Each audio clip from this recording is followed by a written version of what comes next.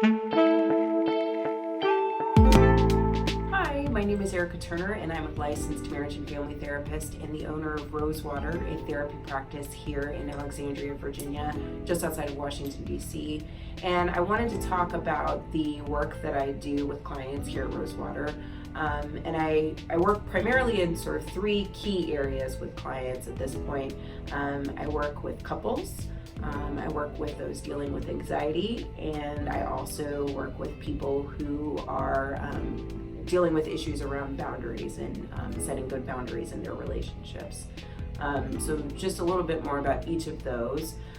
So with couples, I primarily see couples who come in dealing with issues such as difficulties in communication, difficulties with sex, difficulties with finances. Also frequently people who are dealing with having very young children or babies, as that causes a major shift in the relationship. So that's a frequent concern that couples come in with. And then I also work with people dealing with anxiety, and that could be folks who it's more sort of excessive worry or doubt, and then also folks who may be dealing with an underlying anxiety disorder such as generalized anxiety or obsessive compulsive disorder. And then finally, in terms of boundaries, I work with folks who are wanting to set healthy or clear or good boundaries with loved ones. So that could be family members, that could be intimate partners.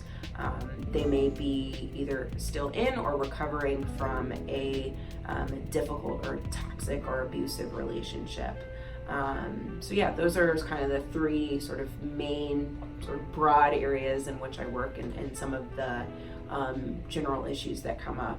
I'll say in terms of how I conceive therapy overall, I really see myself as an emotion coach. I believe, and the research supports, that we are powerful, we have agency when we can understand what's happening inside of us and decide how we want to respond to it. So regardless of the issue that you're dealing with, when you have a handle on what you're feeling, what's motivating you, what's driving you, then you're better able to deal with it. And I get a little bit on my soapbox because I think that emotions get a bad rap. People say things like don't get in your feelings or don't take things personally. There's all sort of commentary in the public sphere about why emotions are bad or why feelings are bad, and I think it's a disservice to us to not take our feelings seriously. Certainly they're not perfect, and certainly we don't need to respond to everything we feel, or it doesn't mean that everything we feel is correct, quote unquote. Won't even get into that. But I do think that our feelings provide valuable information about what's important to us, what we need, what we want, and then we can decide what kind of choices we want to make from there. And that helps us in relationships, that helps us at work, that helps us with anything that we're dealing with, because we have a better agency over our own internal experience. And then can communicate that to others in terms of what we need from them and want from them as well. So that's a little bit about me and the work that I do here at Rosewater.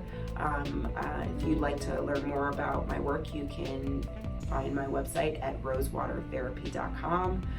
You can also find me on Instagram or Facebook at Rosewater Therapy.